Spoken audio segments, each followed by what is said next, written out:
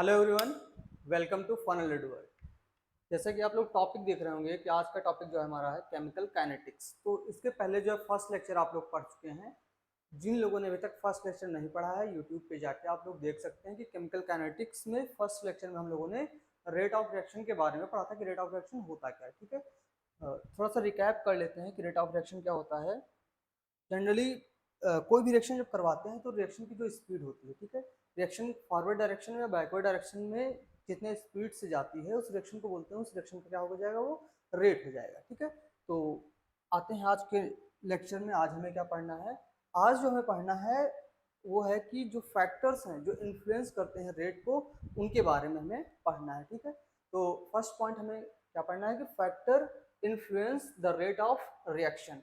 इसमें जो first point होता है हमारा कि जो भी रिएक्टेंट हम लेंगे उसका नेचर, ठीक है, वो सॉलिड है, लिक्विड है या गैस फॉर्म में है, ठीक है, उसका नेचर, या फिर वो जो रिएक्टेंट हमने लिया है उसका उसका जो है कितना अमाउंट लिया है। अमाउंट का मतलब हो जाएगा कंसंट्रेशन, तो वो हमारा एक नेक्स्ट पैरामीटर हो जाएगा। ठीक है, कि कंसंट्रेशन ऑफ रिएक्टेंट। अब रिएक्टेंट का अगर कंसंट्रेशन हम ज़्यादा ले रहे हैं तो ऑब्वियस सी बात है हमारा जो प्रोडक्ट होगा वो ज़्यादा बनेगा। ठीक है, अगर वहीं पे कंसंट्रेशन कम लेंगे तो जो प्रोडक्ट होगा वो भी क्या होगा, कम बनेगा। ठीक है, नेक्स्ट जो पैरामीटर होता है वो होता है टेम्परेचर। अब किसी भी रिएक्शन कराने के लिए वहाँ पे फिक्स टेम्परेचर उसको देना पड़ता है। कुछ रिएक्शन में वहाँ पे टेम्परेचर नहीं देना पड़ता है। ठीक है, जनरली जैसे फोटोकेमिकल रिएक्शन हो गई तो फोटोकेमिकल रिएक्शन में हमें क्या करना है, सन रेज की प्रेजेंस में रिएक्शन करवानी है। ठीक है, तो उन रिएक्शंस को हम लोग बोलेंगे कि वो कैसी रिएक्शन हमारी, फोटोकेमिकल रिएक्शन। वहाँ पे हमें टेम्परेचर कहाँ से मिल रहा है, डायरेक्ट सन से मिल रहा है। तो टेम्परेचर भी इंपॉर्टेंट रोल प्ले करता है किसी भी रिएक्शन को कराने में। एंड लास्ट है कैटलिस्ट। अब पहले समझते हैं कि कैटलिस्ट होता क्या है। ठीक है, ये चारों पॉइंट डिस्कस करने से पहले जो है हमें कैटलिस्ट के बारे में पता होना चाहिए कि कैटलिस्ट जो है होता क्या है। अब कोई भी रिएक्शन हम लोग करवा रहे हैं तो वहाँ पे क्या होगा कि उसका कुछ स्पेसिफिक रेट होगा जिस रेट से वो रिएक्शन प्रोसीड हो रही होगी फॉरवर्ड डायरेक्शन। ठीक है, अब जैसे कि वो नॉर्मल रिएक्शन करवाने में हमें जो है 1 आवर लग रहा है, 2 आवर लग रहा है। ठीक है, वहीं पे क्या होगा अगर कुछ जो है कैटलिस्ट, कैटलिस्ट मतलब है कुछ सब्सटेंस कोई जो है बाहर से रिएक्शन में ऐड कर देना। ठीक है, जैसे ही हमने बाहर से सब्सटेंस को ऐड किया उस रिएक्शन का रेट जो है वो इनहेंस हो जाता है। यानी कि रेट इनहेंस होने का मतलब है कि वहाँ पे जो हमें 1 आवर का समय लग रहा था, 2 आवर का समय लग वो हाफ हो जाएगा या फिर बहुत कम हो जाएगा। ठीक है, तो कैटलिस्ट का काम क्या है, to enhance the rate of reaction, rate of reaction को इनहेंस कर देता है। ठीक है, ये समझ में आ गया होगा कि कैटलिस्ट का काम होता क्या है। देन जो है अब नेचर ऑफ रिएक्टेंट की बात करते हैं। अब रिएक्टेंट भी हमारे दो तरीके से हो सकते हैं। जो भी रिएक्टेंट हम लोग ले रहे हैं या तो वो कोवेलेंट इन नेचर होगा या फिर वो आयनिक इन नेचर होगा। तो जनरली जो देखा गया है रिएक्शंस में वो ये देखा गया है कि जो भी हमारे आयनिक रिएक्टेंट होते हैं, ठीक है, आयनिक रिएक्टेंट का रेट जो होता है, रेट की अगर बात करें आयनिक रिएक्टेंट की, तो ये ज्यादा हो जाता है एज कंपेयर टू कोवेलेंट। ठीक है, तो क्या हो जाएगा, फास्टर देन कोवेलेंट रिएक्टेंट। अब कोवेलेंट रिएक्टेंट क्या होते हैं और आयनिक रिएक्टेंट क्या होते हैं, इसको भी समझते हैं एग्जाम्पल से। ठीक है, तो यहाँ पे एग्जाम्पल्स लेते हैं कि हमारा कोवेलेंट और आयनिक का एग्जाम्पल क्या होगा। फर्स्ट यहाँ पे दिया हुआ है सिल्वर नाइट्रेट प्लस NaCl। जब सिल्वर नाइट्रेट की रिएक्शन करवाते हैं NaCl में तो दोनों का ब्रेकिंग देखिएगा कि जो हमारा सिल्वर होता है वो Ag पॉजिटिव एंड नाइट्रेट जो है NO3 निगेटिव। वहीं पे जो हमारा NaCl है वो ब्रेक होता है Na positive and Cl negative. यहाँ पे क्या है कि जो हमारा रिएक्टेंट हैं वो क्या है, आयनिक फॉर्म में कन्वर्ट हो जाते हैं। ठीक है, जब आयनिक फॉर्म में कन्वर्ट हो जाते हैं तो ऐसे रिएक्टेंट को बोलते हैं हम लोग, ये क्या है, बेसिक से आयनिक रिएक्टेंट। वहीं पे दूसरा एग्जांपल जो है, तो आयनिक रिएक्टेंट इसका रेट क्या हो जाएगा, इसका रेट जो है फास्टर हो जाएगा जो भी हमारी कोवेलेंट रिएक्शन होगी उससे। ठीक है, अगर आपको ऑप्शन दे दिए जाएं, उसमें से 3 ऑप्शन हो जाएं, 3 ऑप्शन आपको दे दें कि कोवेलेंट रिएक्शन है, ठीक है, एक हमारी जो है आयनिक रिएक्शन दे दें उसमें से ऑप्शन में, और आपसे पूछे which of the following, in which of the following reaction the rate is faster. तो वहां पे क्या देखना है आपको कि जो आयनिक फॉर्म की रिएक्शन होगी उसका रेट क्या हो जाएगा, फास्टर हो जाएगा। ठीक है, ये पॉइंट आपको क्लियर समझ में आया होगा। अगर नहीं समझ में आया तो कमेंट बॉक्स में आना, वहां पे आप कमेंट करिए कि ये चीज हमें नहीं समझ में आई है, वो डाउट आपका क्लियर किया जाएगा। ओके, अब यहाँ पे जो सेकंड पॉइंट हमें समझना है वो समझना है कि जैसे सिल्वर है और NaCl दोनों क्या है हमारे आयनिक रिएक्टेंट हो गए। वहीं पे सेकंड एग्जांपल जो लिया गया है, ठीक है, सेकंड एग्जांपल लिया गया है एथाइल एसीटेट का। ठीक है, एथाइल एसीटेट का हाइड्रोलिसिस कराया जा रहा है। तो एथाइल एसीटेट क्या होता है हमारा, covalent in nature. Ethyl acetate covalent in nature, water भी क्या है हमारा कोवेलेंट इन नेचर। तो दोनों अगर रिएक्शन में कंपेयर किया जाए तो जो सेकेंड वन रिएक्शन है वो क्या हो जाएगी, कोवेलेंट रिएक्टेंट होने की वजह से इसका रेट हो जाएगा स्लो। वहीं पे जो फर्स्ट रिएक्शन है वो आयनिक रिएक्टेंट होने की वजह से इनका रेट हो जाएगा फास्ट। ठीक है, ये पॉइंट क्लियर हुआ होगा। ठीक है, आते हैं नेक्स्ट पॉइंट पे। अब नेक्स्ट पॉइंट है कि जो भी हमारा रेट है उसका कंसंट्रेशन पे क्या डिपेंडेंसी, यानी ये कंसंट्रेशन का क्या इफेक्ट है रेट पे, उसकी बात करते हैं। ठीक है, उसको कंसंट्रेशन की बात करने से पहले जो है हमें दो चीजें पता होनी चाहिए। एक तो पहला होता है लॉ ऑफ मास एक्शन। जब कंसंट्रेशन को डिफाइन करते हैं किसी रेट को लिखने के लिए तो वहां पे लॉ ऑफ मास एक्शन हमें पता होना बहुत जरूरी है। एंड सेकंड होता है रेट लॉ या रेट एक्सप्रेशन। ठीक है, रेट लॉ एक्सप्रेशन भी बोलते हैं उसको, या फिर रेट लॉ जनरली। ठीक है, तो सबसे पहले जो फर्स्ट पॉइंट है हमारा लॉ ऑफ मास एक्शन, इसके बारे में समझते हैं कि लॉ ऑफ मास एक्शन हमें बताता क्या है। ठीक है, तो यहाँ पे एक एग्जांपल आपको दिया गया है कि A and B reacts then produce C and D. ठीक है, तो लॉ ऑफ मास एक्शन बोलता है कि जो हमारा रिएक्शन होगी उस रिएक्शन का जो रेट होगा, ठीक है, वो रिएक्शन का जो रेट होगा यानी आर, वो डायरेक्टली प्रोपोर्शनल हो जाएगा कंसंट्रेशन ऑफ रिएक्टेंट। रिएक्टेंट का जो कंसंट्रेशन होगा उसके डायरेक्टली प्रोपोर्शनल हो जाएगा। यहाँ पे हमारा रिएक्टेंट क्या है, ए। ठीक है, अब ए की मॉलिक्यूलरिटी क्या है, यानी कितने नंबर ऑफ मोल्स जो है एन के हैं, तो वो हो जाएंगे स्मॉल ए। तो पावर में हमने कर दिया small A into concentration of B, और इसकी पावर क्या हो जाएगी स्मॉल बी। यहाँ पे A and B, small A and small B क्या है, इसके नंबर ऑफ मोल्स हैं। ठीक है, या फिर इसी को बोलते हैं स्टोइकियोमेट्री कोफिशिएंट है। ठीक है, small A and small B क्या है, स्टोइकियोमेट्री कोफिशिएंट है। ठीक है, जितने नंबर ऑफ मोल्स हम लोग लेंगे यहाँ पे वही इसके स्टोइकियोमेट्रिक कोफिशिएंट कहलाएंगे। ठीक है, तो जो रेट हो जाएगा वो डायरेक्टली प्रोपोर्शनल हो जाएगा कंसंट्रेशन ऑफ रिएक्टेंट। तो ये चीज समझ में आई होगी लॉ ऑफ मास एक्शन क्या बोलता है। ठीक है, अब नेक्स्ट पॉइंट है हमारा, उसको समझते हैं।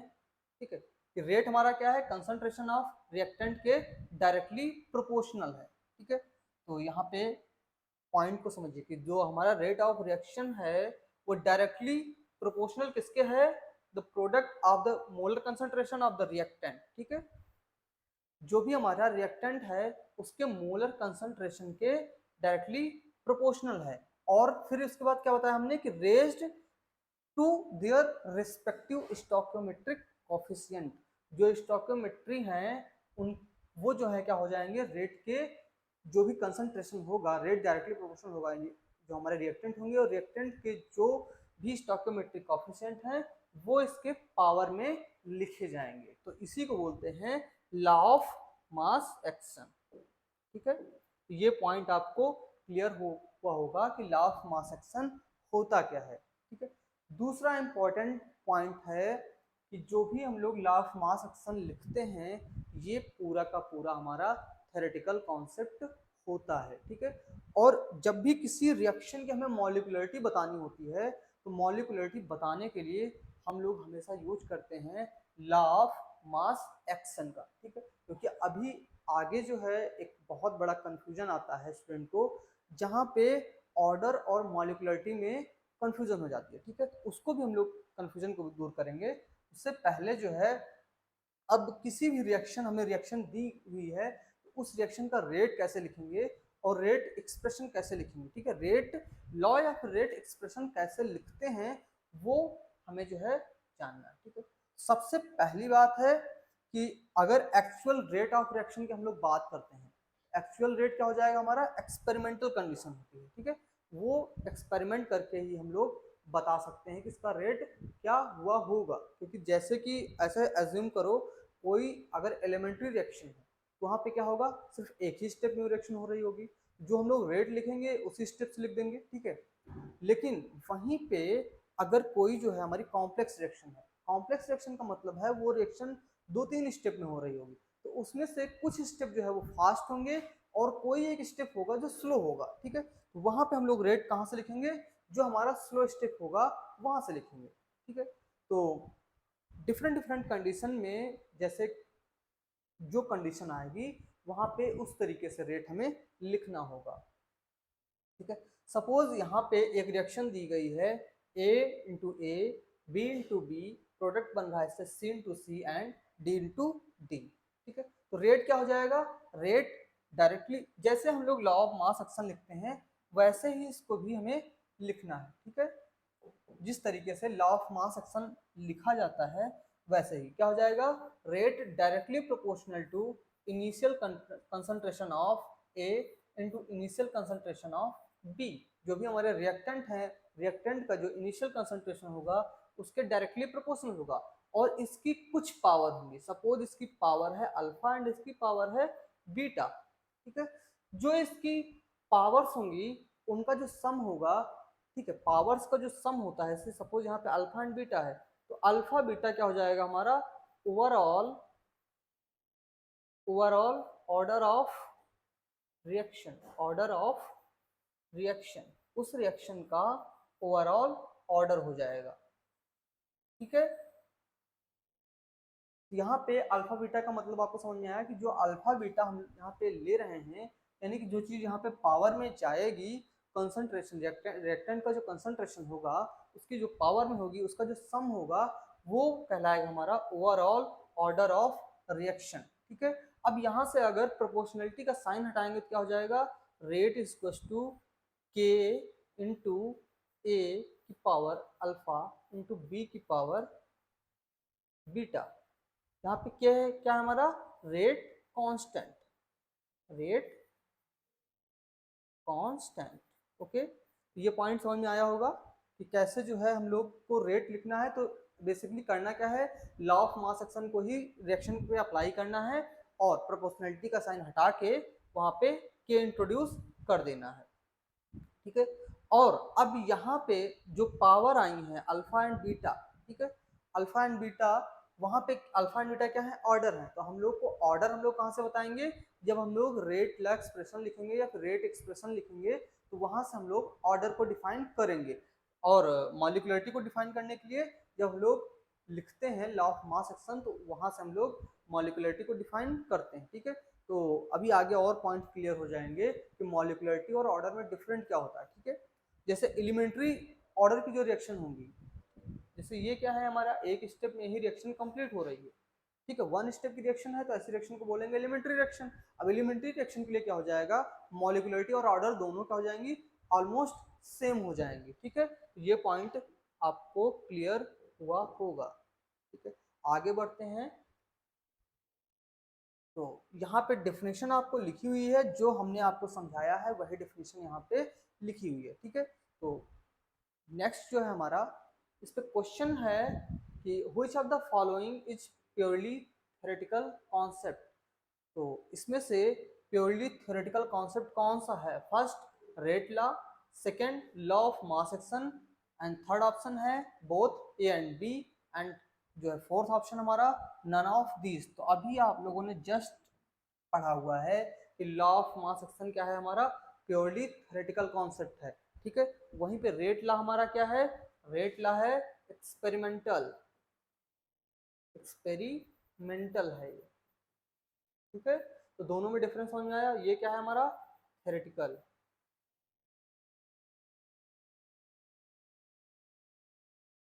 ठीक है। दोनों पॉइंट्स आपको क्लियर हुए होंगे, ठीक है। रेट ला हमारा जो है वो एक्सपेरिमेंटल वैल्यू होती है and law of mass action purely हमारा थ्योरेटिकल कॉन्सेप्ट होता है, ठीक है। देन इसके बाद जो है नेक्स्ट क्वेश्चन है the rate expression expresses the rate of reaction in term of molar concentration of. जब हम लोग रेट एक्सप्रेशन लिखते हैं तो जो रिएक्शन का रेट होता है वो किसके मोलर कंसंट्रेशन के टर्म में लिखते हैं, ठीक है, किसके टर्म में लिखते हैं अभी जस्ट आप लोगों ने पढ़ा है।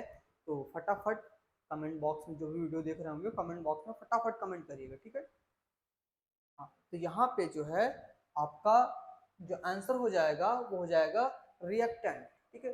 तो हमें रेट ला जब भी हम लोग लिखते हैं क्या होता है, directly proportional to the molar concentration of reactant, ठीक है। तो रिएक्टेंट के मोलर कंसंट्रेशन के डायरेक्टली प्रोपोर्शनल होता है। ओके, देन थर्ड क्वेश्चन है, एक बहुत बेसिक से क्वेश्चन है जो हमने थ्योरी में पढ़ा, क्योंकि होता क्या है कि जनरली थ्योरी तो आप लोग पढ़ लेते हैं पर यही क्वेश्चन जो है बेसिक, बहुत बेसिक बेसिक से जो क्वेश्चन होते हैं उनको नहीं कर पाते हैं, ठीक है। तो ऐसे वाइबा में पूछ लेते हैं क्वेश्चन या कोई पूछ लिया आपसे तो वहां पे कंफ्यूजन हो जाती है कि होता क्या है, ठीक है। तो जो आपका थर्ड क्वेश्चन है, which of the following is purely experimental concept.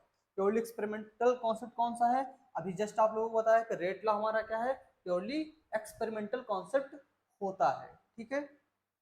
अब बात करेंगे हम लोग कि एलिमेंट्री रिएक्शंस क्या होती हैं और कॉम्प्लेक्स रिएक्शंस क्या होती हैं, ठीक है। जस्ट इसके पहले हम लोगों ने क्या पढ़ा, थोड़ा सा रिवाइज कर लेते हैं, ठीक है। कि पहले लेक्चर में हम लोगों ने रेट के बारे में पढ़ा, फिर उसमें जो है फैक्टर क्या क्या इफेक्ट करते हैं उनके बारे में, जो है कौन कौन से फैक्टर होते हैं जो इफेक्ट करते हैं, ठीक है, उसके बारे में पढ़ा। फिर रेट लॉ हमारा क्या होता है और लॉ ऑफ मास एक्शन क्या होता है, इतना चीजें हम लोगों ने पढ़ ली। अब जो सेकंड है कि type of reaction based on the number of steps, ठीक है। अब नंबर ऑफ स्टेप पे बेस के पे अगर हम लोग उसको क्लासिफाई करेंगे तो जो हमारी जो है सिर्फ सिंगल स्टेप की रिएक्शन होती है, जो रिएक्शन सिंगल स्टेप की रिएक्शन होती है उस रिएक्शन को बोलते हैं सिंपल सी, वो क्या है हमारी एलिमेंट्री रिएक्शन, ठीक है। तो यहाँ पे आपको पॉइंट लिखा है कि जो भी हमारी एलिमेंट्री रिएक्शन है वो क्या है, सिंगल स्टेप की रिएक्शन होती है, ठीक है। ये पॉइंट आपको क्लियर हुआ होगा, ठीक है। इसके कुछ एग्जांपल्स हैं, उन एग्जांपल्स को आप लोग जो है देख लेना। जैसे हाइड्रोजन परऑक्साइड है, इसका डिकम्पोजिशन हुआ, कन्वर्ट हुआ वाटर एंड ऑक्सीजन में। जब वाटर एंड ऑक्सीजन में कन्वर्ट हुआ तो हम लोग क्या बोलेंगे कि जो ये रिएक्शन क्या हो रही है, सिर्फ एक ही स्टेप में हो रहा है, direct hydrogen peroxide water and oxygen में कन्वर्ट हो जा रहा है, ठीक है। तो ऐसी रिएक्शन को क्या बोलेंगे हम लोग, एलिमेंट्री रिएक्शन है, कि एक ही स्टेप में रिएक्शन हो जा रही है। इसी तरीके से अमोनियम नाइट्रेट, अमोनियम नाइट्रेट का से जो है यहाँ पे नाइट्रोजन गैस का प्रोडक्शन हो रहा है, ठीक है। अभी यहाँ पे आपको जैसे ऑर्गेनिक केमिस्ट्री पढ़ते हैं तो वहां पे हम लोग पढ़ते हैं वाई, ठीक है, अमोनियम नाइट्रेट से कैसे जो है नाइट्रोजन का प्रोडक्शन हुआ है, वो चीजें हम लोग जैसे इनऑर्गेनिक केमिस्ट्री में पी ब्लॉक में पढ़ेंगे कि नाइट्रोजन कैसे जो है बना, ठीक है। तो ये सब वहां पे पढ़ेंगे डिटेल में। यहाँ पे हमें क्या पढ़ना है कि ये जो रिएक्शन हुई है ये कितने स्टेप में हुई है, ठीक है, उसका क्लासिफिकेशन देखना है। तो ये क्या हो जाएगा हमारा एलिमेंट्री रिएक्शन का एग्जाम्पल हो जाएगा। ओके, तो ये भी पॉइंट आपको क्लियर हुआ होगा। अब बात करते हैं कॉम्प्लेक्स रिएक्शन की। जो भी कॉम्प्लेक्स रिएक्शन होती है, कॉम्प्लेक्स रिएक्शन का मतलब है कि वो एक स्टेप से ज्यादा की रिएक्शन होगी, ठीक है। यानी कि ऐसे बोल सकते हैं कि कोई ए से बी प्रोडक्ट बन रहा है एंड बी से सी बन रहा है एंड सी से डी बन रहा है, ठीक है। अब इसमें से कोई एक स्टेप, सपोज बी से जो सी बन रहा है यही स्टेप क्या हमारा स्लो स्टेप है, तो इस स्टेप से हम लोग क्या डिटरमाइन कर पाएंगे, रेट, ठीक है। तो जो बी से सी बन रहा होगा उसी से हम लोग डिटरमाइन कर पाएंगे रेट, ठीक है। तो यानी कि जो भी हमारी केमिकल रिएक्शन जो है सीक्वेंस में होती है, ठीक है, वैसी सीक्वेंस की जो एलिमेंट्री रिएक्शन होती हैं उनको बोलते हैं, वो क्या है हमारी कॉम्प्लेक्स रिएक्शन। अगर इसमें इंडिविजुअल स्टेप्स को देखें कि ए टू बी, ठीक है, देन बी टू सी, तो ये क्या है सी टू डी, ये क्या है, ये एक सिंगल स्टेप की एलिमेंट्री रिएक्शन, ये एक सिंगल स्टेप की एलिमेंट्री रिएक्शन, ये एक सिंगल स्टेप की एलिमेंट्री रिएक्शन। अब ये क्या है, एक सीक्वेंस में हो रही है। सीक्वेंस में जब एलिमेंट्री रिएक्शन होती हैं उन रिएक्शंस को बोलते हैं कॉम्प्लेक्स रिएक्शन, जो कि एक स्टेप से ज्यादा में हो। तो ऐसे रिएक्शंस को हम लोग बोलेंगे, वो रिएक्शंस क्या है हमारी कॉम्प्लेक्स रिएक्शन। तो ये पॉइंट आपको क्लियर हुआ होगा। नेक्स्ट पॉइंट पे आते हैं। ओके, अब इसके कुछ एग्जांपल्स हैं जो है कि क्या होंगे, ठीक है। एग्जांपल्स आने से पहले अभी हमने जो डिस्कस किया कि जब भी हम लोग कॉम्प्लेक्स रिएक्शन लिखेंगे तो उसमें से एक रिएक्शन का जो होगा वो स्लो स्टेप होगा। रिएक्शन में एक स्टेप होगा वो स्लो स्टेप होगा, और उस स्लो स्टेप को बोलेंगे हम लोग, स्लो स्टेप जो होगा उसे बोलेंगे कि वो हमारा क्या है, rate determining step. Slow step से ही जो है रेट को डिटरमाइन कर पाएंगे। ओके, देन इसके कुछ एग्जांपल्स हैं, जैसे यहाँ पे NO जो है रिएक्ट कर रहा है H2 के साथ और फॉर्मेशन कर रहा है N2 प्लस वाटर का। अब इसकी मैकेनिज्म की बात करें कि ये रिएक्शन एक ही स्टेप में ऐसा लग रही कि हुई होगी, पर ये रिएक्शन जो है डिफरेंट डिफरेंट स्टेप में हुई है। तो स्टेप फर्स्ट क्या हुआ था कि 2 मोल NO जो है 1 मोल H2 के साथ रिएक्ट करके N2 और प्लस इसके साथ साथ H2O2 का फॉर्मेशन किया। देन H2O2 फर्दर H2 के साथ रिएक्ट किया एंड वाटर का फॉर्मेशन हुआ। तो यहाँ पे H2O2 क्या था हमारा, इंटरमीडिएट। H2O2 जो था वो इंटरमीडिएट है। अब कोई भी रिएक्शन जब कॉम्प्लेक्स रिएक्शन करवाते हैं तो वहां से हमें इंटरमीडिएट को इलिमिनेट करना होता है, ठीक है। इंटरमीडिएट को क्या करना होता है, इलिमिनेट करना होता है। तो यही क्या हुआ है, यहाँ पे इंटरमीडिएट जो बना था उसकी रिएक्शन फर्दर H2 के साथ कराई और ये कन्वर्ट हो गया वाटर में, ठीक है। अब यहाँ पे आपको बताया जा रहा है कि जो हमारा स्टेप फर्स्ट जो रिएक्शन है, रिएक्शन का वो क्या है हमारा, स्लो स्टेप।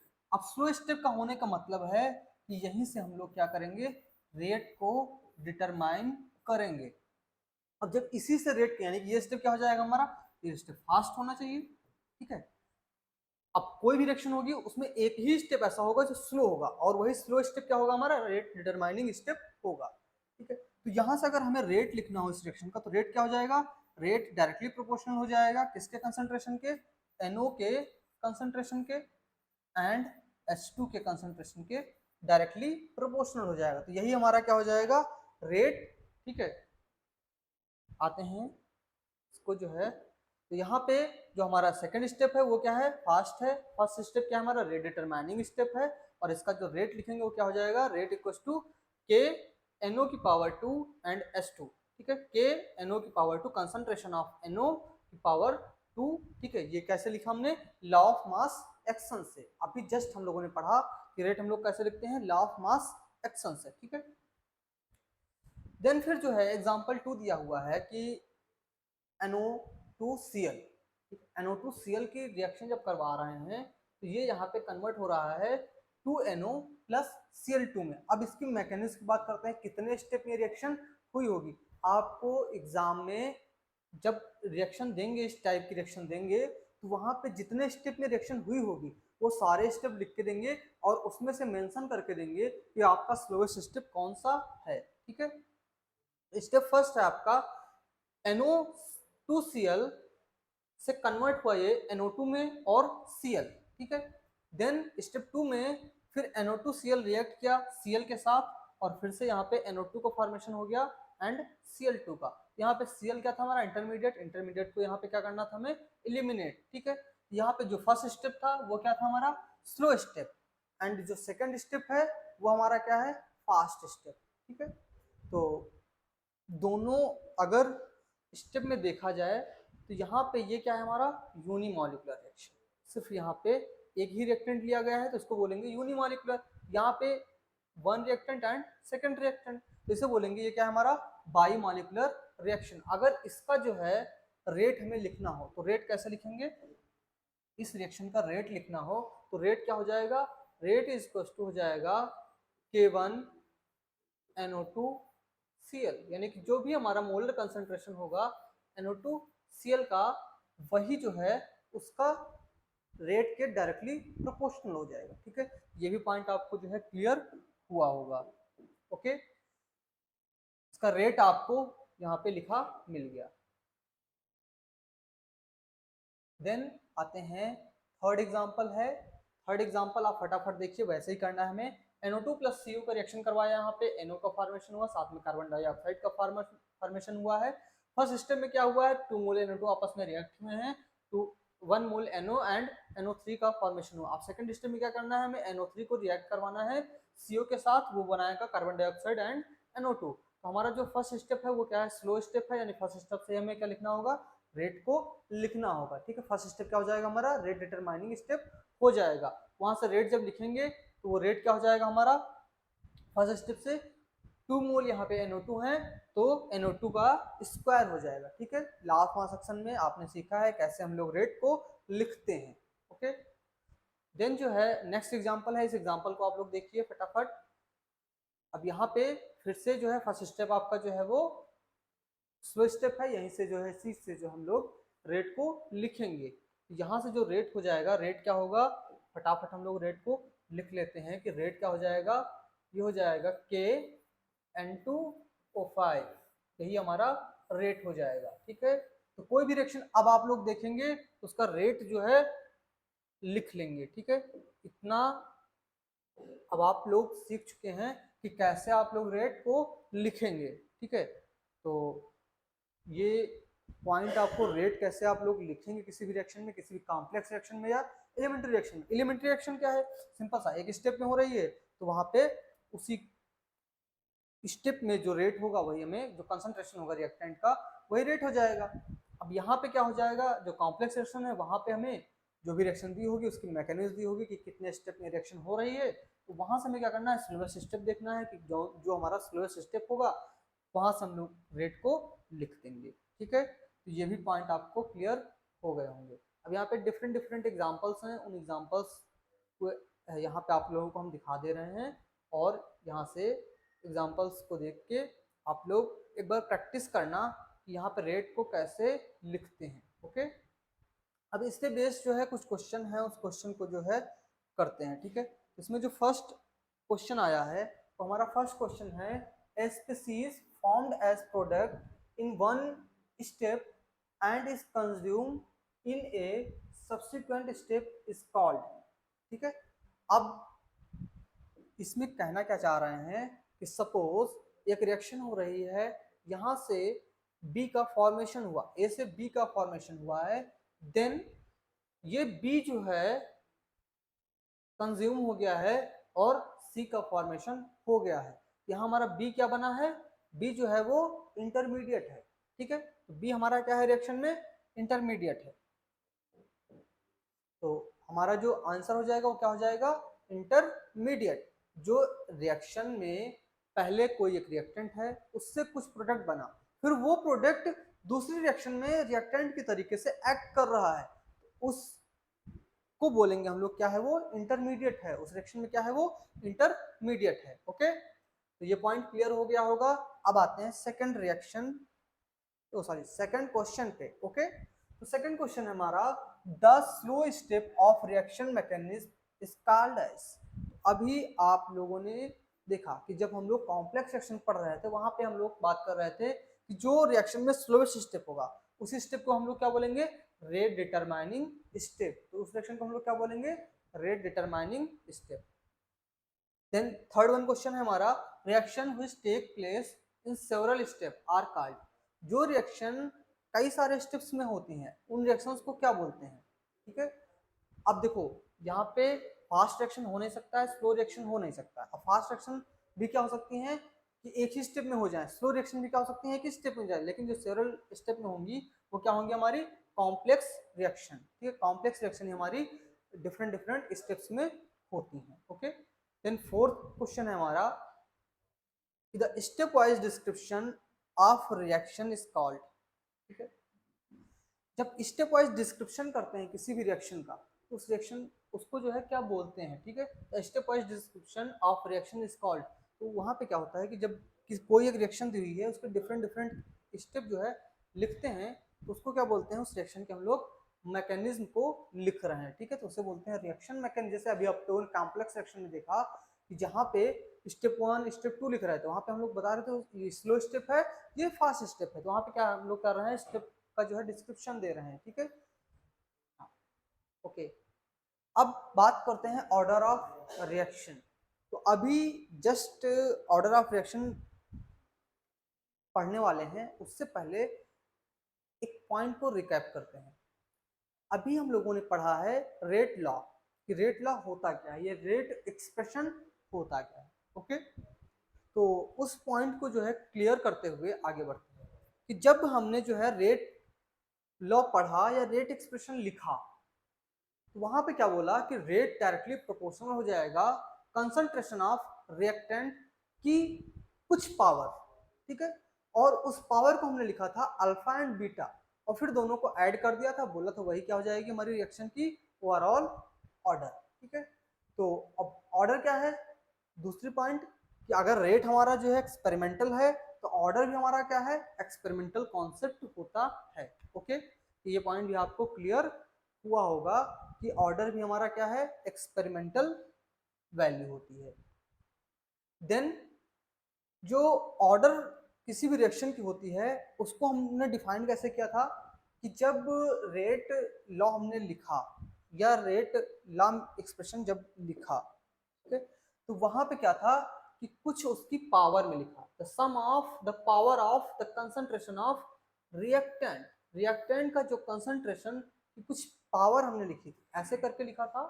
आर जो था वो डायरेक्टली प्रोपोर्शनल था concentration of A and concentration of B की पावर अल्फा एंड बीटा। अब इसकी जो कुछ पावर हैं इनका सम अल्फा एंड बीटा, यही क्या हो जाएगा हमारा ऑर्डर ऑफ रिएक्शन, ठीक है। इसी को क्या बोलेंगे, ये क्या है हमारा कॉल्ड ऑर्डर ऑफ रिएक्शन, ठीक है। ये पॉइंट आपको क्लियर हुआ होगा कि ऑर्डर किसे बोलेंगे। ओके,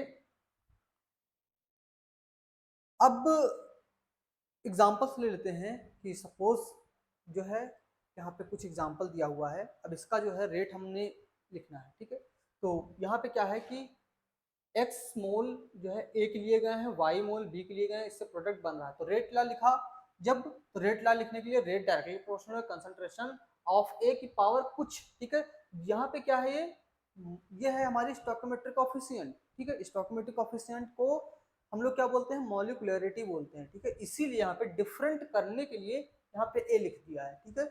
इसी तरीके से b की पावर स्मॉल b कर दिया है ताकि हमें कुछ डिफरेंस समझ में आए कि मॉलिक्यूलरिटी क्या थी एंड जो है ऑर्डर क्या है। ओके, तो ये हमारा जो है a प्लस बी जो हो जाएगा वही क्या हो जाएगा, ऑर्डर हो जाएगा। तो जो हमने भी आपको समझाया वो इस पिक्चर के जरिए जो है आपको डायरेक्ट बहुत अच्छे से समझ में आ रहा होगा, ठीक है। तो नेक्स्ट जो है पॉइंट, इसको समझना, यहाँ पे जो पॉइंट ये लिखा हुआ है जो a प्लस बी है ये x प्लस वाई के, ऐसे बोल सकते हैं कि a प्लस बी जो है वो x प्लस वाई के इक्वल भी हो सकता है एंड a प्लस बी जो है x प्लस वाई के इक्वल नहीं भी हो सकता है, ठीक है। यानी कि मॉलिक्यूलरिटी ऑर्डर के बराबर भी हो सकती है और ऑर्डर के बराबर नहीं भी हो सकती है। अब ऐसे समझिए कि जो एलिमेंट्री ऑर्डर की रिएक्शंस होंगी, ठीक है, वहां पे क्या हो जाएगा, अगर किसी का ऑर्डर 1 है तो मॉलिक्यूलरिटी 1 है तो चलेगा, ठीक है। लेकिन अगर किसी रिएक्शन का मॉलिक्यूलरिटी 1 है और ऑर्डर उसके 0 हो जाए, ठीक है, अब बहुत सारे ऐसे रिएक्शंस होंगी जिनका ऑर्डर जो है 0 होगा पर मॉलिक्यूलरिटी कुछ ना कुछ होगी, ठीक है। तो इस तरीके से कुछ हमें डिफरेंस अभी देखने को मिलेंगे। तो वहां पे हमारा ये वाला केस अप्लाई होगा जहां पे x प्लस वाई जो है a प्लस बी के बराबर नहीं होगा।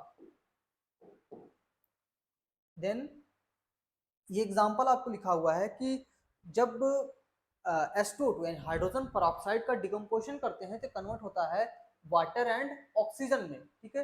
अब वाटर एंड ऑक्सीजन में कन्वर्ट हो गया, इसका जो रेट लिखेंगे, रेट क्या हो जाएगा, K डायरेक्टली प्रोपोर्शनल हो जाएगा कंसंट्रेशन ऑफ H2O2, H2O2 के डायरेक्टली प्रोपोर्शनल हो गया। अब यहाँ पे क्या है, पावर में 1 है, इसे बोलेंगे फर्स्ट ऑर्डर रिएक्शन। यहाँ पे पावर क्या है H2O2 की, 1 है, ठीक है।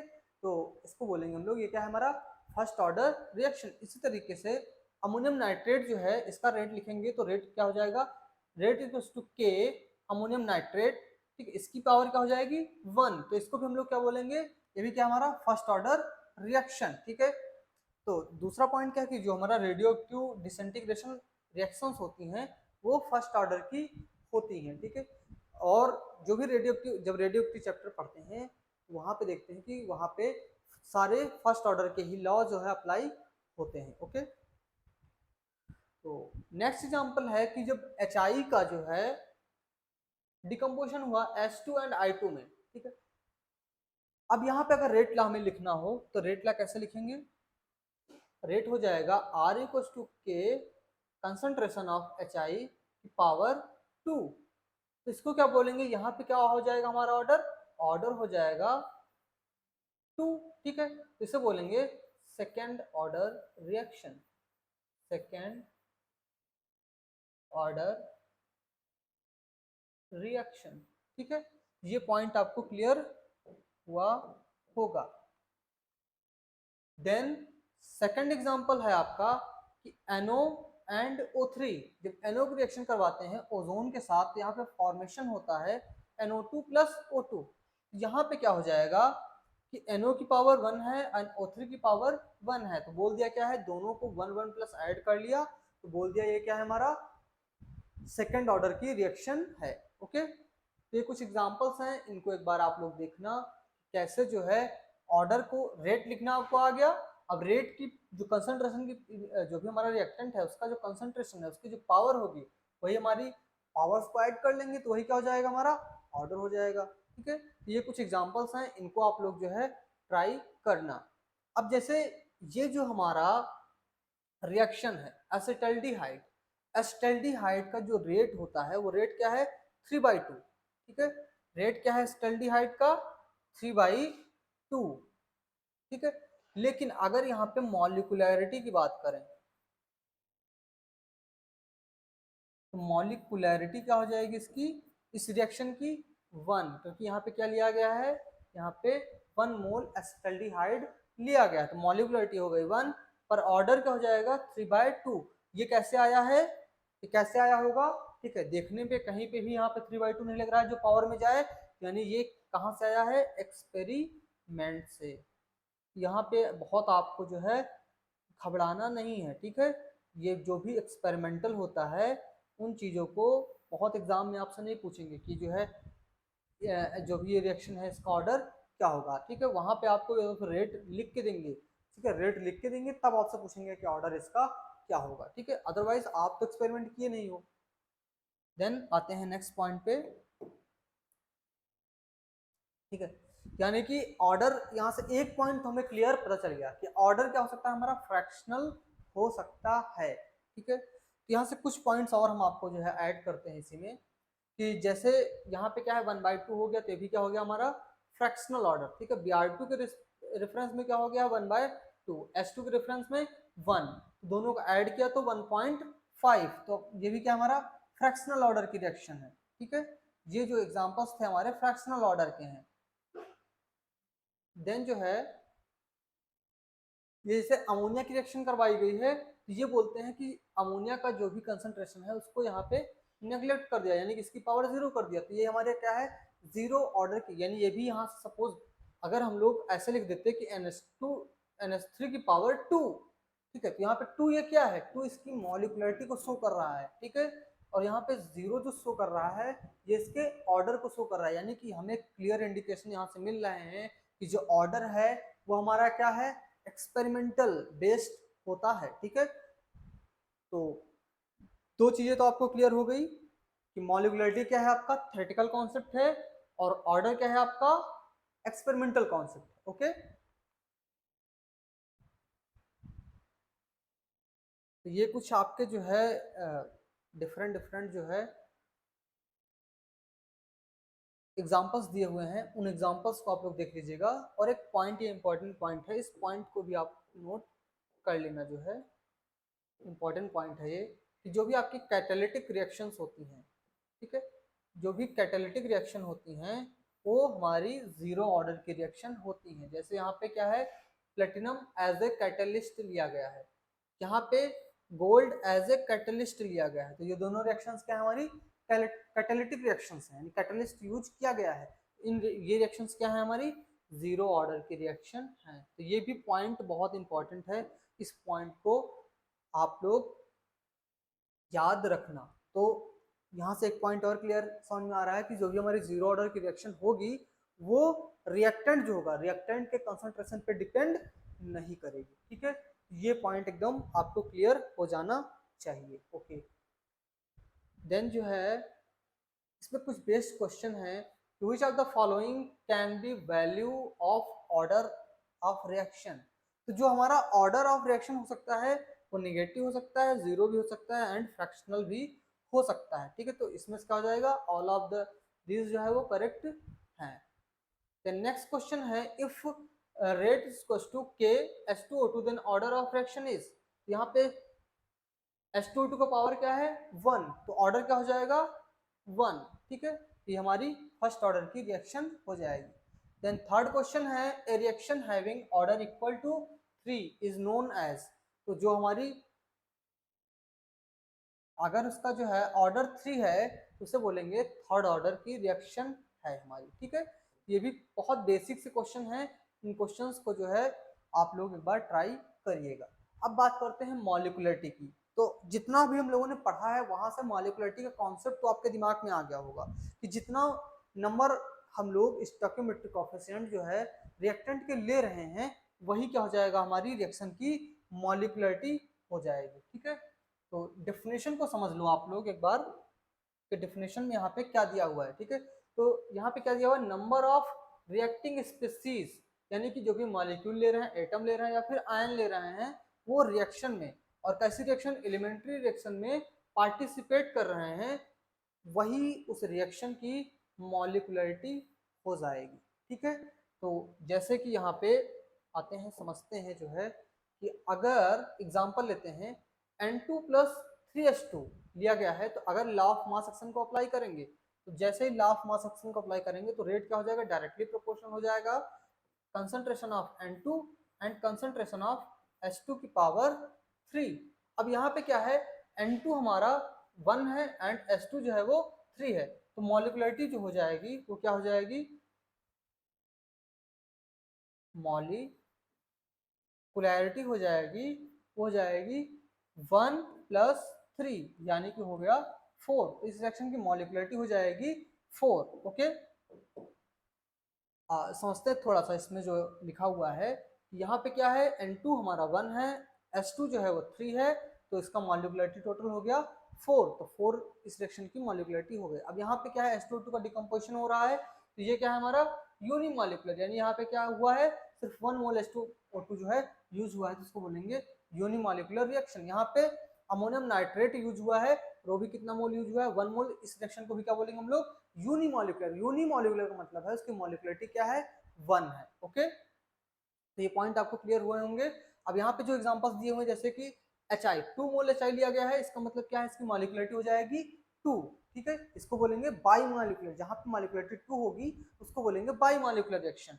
यहाँ पे 1 मोल आपका ओजोन लिया गया है, 1 मोल NO लिया गया है, तो इससे बोलेंगे ये कैसी रिएक्शन है हमारी, ये रिएक्शन है बाई मॉलिक्युलर रिएक्शन, इसकी मॉलिक्युलरिटी क्या है 2 है। ओके, यहाँ पे NO 2 मोल लिया गया है, O आपका 1 मोल लिया गया है, यानी ऑक्सीजन जो है 1 मोल है, तो मॉलिक्युलरिटी क्या हो गई आपकी 3 हो गई, इसे बोलेंगे ट्राई मॉलिक्युलर रिएक्शन। ठीक है, ये कुछ एग्जांपल आपको समझ में आएंगे। ठीक है, अब यहाँ पे ऐसे पॉइंट है, कैन मॉलिक्युलरिटी बी जीरो, मॉलिक्युलरिटी क्या जीरो हो सकती है? सोच के देखो, अगर किसी भी रिएक्टेंट का नंबर ऑफ मोल्स जीरो हो जाए, क्या ऐसा पॉसिबल है कि वो रिएक्शन प्रोसीड करे? नहीं पॉसिबल है। ठीक है, यानी कि मॉलिक्युलरिटी जीरो नहीं हो सकती। सेकंड है, कैन मॉलिक्युलरिटी बी निगेटिव, क्या मॉलिक्युलरिटी निगेटिव हो सकती है? कोई भी रिएक्शन निगेटिव होने का मतलब बैकवर्ड डायरेक्शन में हो गई। अब रिएक्शन में प्रोडक्ट बना ही नहीं, बैकवर्ड डायरेक्शन में तो तब जाएगी जब रिएक्टेंट से प्रोडक्ट बना और प्रोडक्ट फिर से रिएक्टेंट में कन्वर्ट हो रहा है। अब रिएक्टेंट ही लिया है हमने, वो फर्दर किस में कन्वर्ट हो जाएगा। ठीक है, तो ये भी क्या है, मॉलिक्युलरिटी निगेटिव नहीं हो सकती है। थर्ड पॉइंट क्या है, इट कैन बी फ्रैक्शनल, क्या फ्रैक्शनल हो सकता है? तो मॉलिक्युलरिटी कभी भी फ्रैक्शनल नहीं होगी। ओके, तो मॉलिक्युलरिटी का कॉन्सेप्ट क्या है, किस पे बेस्ड है हमारा, ये बेस्ड है लॉ ऑफ मास एक्शन पे। और लॉ ऑफ मास एक्शन क्या था हमारा, थ्योरेटिकल कॉन्सेप्ट था। जब लॉ ऑफ मास एक्शन हमारा थ्योरेटिकल कॉन्सेप्ट था, तो ये भी क्या हो जाएगा हमारा थ्योरेटिकल कॉन्सेप्ट हो जाएगा। ओके, अब यहाँ पे क्वेश्चन है, क्वेश्चन ये है which of the following can be value of molecularity. तो मॉलिक्युलरिटी के लिए कौन सी वैल्यू होनी चाहिए? क्या मॉलिक्युलरिटी माइनस होती है? नहीं होती है। जीरो होती है? नहीं होती है। फ्रैक्शनल होती है? नहीं होती है। क्या हो जाएगा? None of these. ठीक है, देन आते हैं नेक्स्ट क्वेश्चन पे। नेक्स्ट क्वेश्चन है what is the molecularity of, एक रिएक्शन दी हुई है आपको कि NH4NO2, यहाँ से N2N वाटर का फॉर्मेशन, यहाँ पे अगर रेट इसका लिखेंगे यानी यहाँ पे नंबर ऑफ मोल्स चेक करें तो यहाँ पे क्या है 1 है, मॉलिक्युलरिटी भी क्या हो जाएगी इसकी 1 हो जाएगी। ठीक है, सिंपल सिंपल से एग्जांपल है जो अभी आप लोगों ने पढ़े हुए हैं, जस्ट हमने आपको जो है भी बताए हैं। ठीक है, वही रिएक्शंस यहाँ पे दी हुई हैं। What is the molecularity of trimolecular reaction. अब ट्राई मॉलिक्यूलर रिएक्शन का जो है मॉलिक्युलरिटी क्या हो जाएगी 3। ठीक है, ट्राई मॉलिक्यूलर का मतलब है वहाँ पे 3 मोल रिएक्ट कर रहे होंगे। ठीक है, 3 नंबर ऑफ एटम या 3 मॉलिक्यूल्स वहां पे रिएक्ट कर रहे होंगे। ओके, देन आपका डिफरेंस समझते हैं कि मॉलिक्युलरिटी और ऑर्डर ऑफ रिएक्शन में डिफरेंस क्या होता है। ठीक है, इस पॉइंट को थोड़ा सा क्लियर करते हैं। तो जो आपका फर्स्ट पॉइंट है डिफरेंस हमें देखना है। ठीक है, तो एक तरफ ऑर्डर का ग्राफ चार्ट ले लिया, एक तरफ जो है मॉलिक्युलरिटी का चार्ट ले लिया। तो अभी जस्ट हम लोगों ने पढ़ा है कि जो भी हमारा रिएक्टेंट होगा उसकी कुछ पावर होंगी और उस पावर की सम को हम लोग बोलेंगे, वो क्या होता है हमारा ऑर्डर होता है। ठीक है, ऑर्डर ऑफ रिएक्शन। वहीं पे दूसरी तरफ हमने बोला है कि जब हम लोग जो है, अब डिफरेंस क्या है, ये भी क्या है सम ऑफ पावर्स है, ये भी क्या है सम ऑफ पावर्स है, बट डिफरेंस क्या है दोनों में? जब हम लोग रेट इक्वेशन लिखते हैं तो वहां पे जो सम होता है उसे बोलते हैं ऑर्डर, लेकिन जब हम लोग जो है लॉ ऑफ मास एक्शन लिखते हैं तो वहां पे जो सम होता है उसे बोलते हैं मॉलिक्युलरिटी। ओके, ये पॉइंट समझ में आया? ठीक है, देन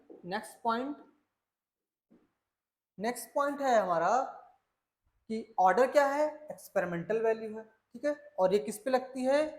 ठीक है, तो ये एलिमेंट्री रिएक्शन और कॉम्प्लेक्स रिएक्शन सब पे जो है लगती है, पर मॉलिक्युलरिटी क्या है हमारी थ्योरेटिकल कॉन्सेप्ट है और केवल किस पे लगेगी हमारी एलिमेंट्री रिएक्शंस पे। एलिमेंट्री रिएक्शंस पे ही मॉलिक्युलरिटी कॉन्सेप्ट लगेगा और ये क्या है हमारा थ्योरेटिकल कॉन्सेप्ट। जो ऑर्डर होता है वो एक्सपेरिमेंटल होता है, ये किस पे लगेगा एलिमेंट्री एंड कॉम्प्लेक्स रिएक्शन सब पे लगता है। ठीक है, ये भी पॉइंट आपको क्लियर समझ में आया होगा। देन थर्ड पॉइंट है कि ऑर्डर जो है वो जीरो हो सकता है, फ्रैक्शनल हो सकता है, इंटीग्रल होता है।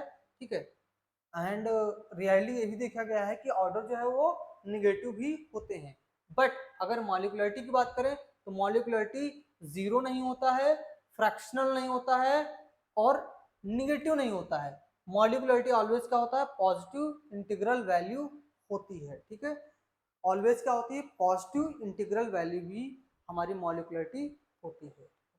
देन लास्ट पॉइंट है कि जो भी ऑर्डर होता है वो क्या होता है हमारा एक्सपेरिमेंटल कंडीशन पर बेस्ड होता है, यानी जो भी हमारे एक्सपेरिमेंट की कंडीशन होती हैं उस पर डिपेंड करता है। और मॉलिक्युलरिटी वो एक्सपेरिमेंट पे डिपेंड नहीं करता है, वो किस पे डिपेंड करता है, वो एक्सपेरिमेंट करने से पहले यानी रिएक्शन करने से पहले कितने नंबर कितने एटम्स हमने रिएक्शन में पार्टिसिपेट करवाए हैं वो उस पर डिपेंड करता है। ठीक है, तो ये कुछ आपको जो है पॉइंट्स क्लियर हुए होंगे और कुछ पॉइंट्स ये आपको समझ में आए होंगे। ठीक है, मिलते हैं आपसे जो है नेक्स्ट लेक्चर में। आई होप ये जो भी आपने इस लेक्चर में पढ़ा है वो आपको क्लियर समझ में आया होगा। ओके, तो thank you and keep watching Funnel एडुवर्ड।